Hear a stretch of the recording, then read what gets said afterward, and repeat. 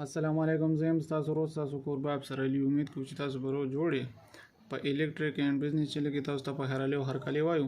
انشاءالله په نننۍ ویډیو کې موږ د نوي LED د فټینګ باره کې زده کوو چې څنګه تاسو LED په خپل باندې فټ کولی شئ.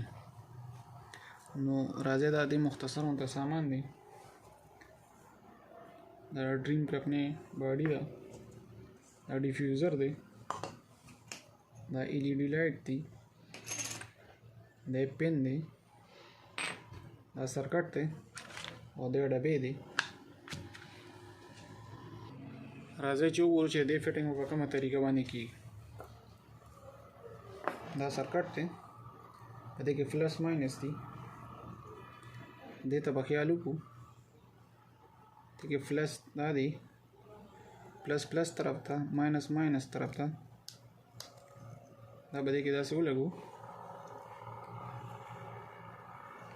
دې نه پس به دا په باډۍ کې فټ کړو.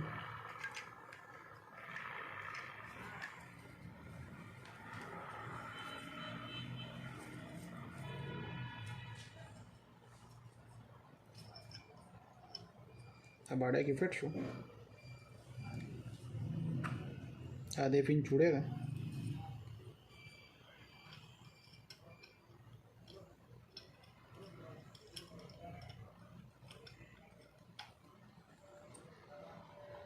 دا دواړه تارونه به دې کې داسې رابار کړو. د دې نه بعد دا موږ سره پنچ ماشین لګېدلی، عرضي طور هم لګولی. دا به دې کې داسې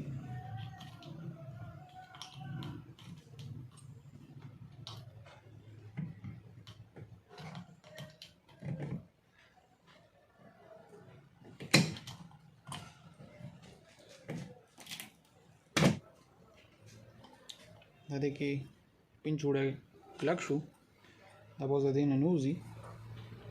بیا به دې ته ښه په احتیاط باندې چې دا تارونه دې سره ولګي، دا به دا پینونه په دې کې ولګو.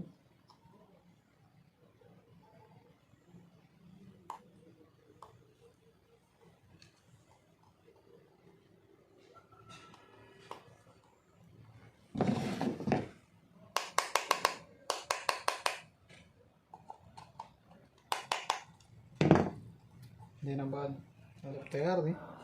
اوس ټیسټ کوو چې آیا بلیږي او که نه.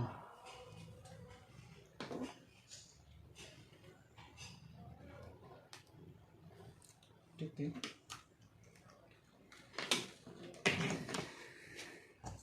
دا ډیفیوزر دی، دا به داسې ولګو. دا زموږ بلب تیار دی. دا دې ډبې دی.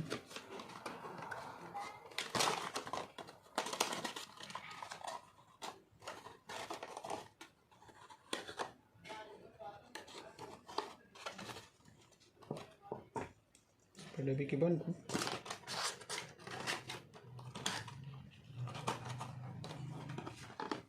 او دا زموږ نوی بلب ګارانټۍ والا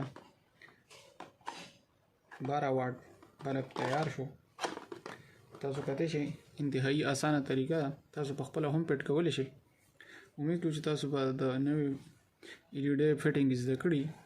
کو ویډیو هم خوښ شوی نو ملګرو سره شیر کړئ. زموږ چینل الیکټریک اینډ بزنس 24 سبسکرایب کړئ او ویډیو نور ملګرو سره شیر کړئ چې نور ملګرو ته هم د دې نه فایده ورسي. د الله په امان.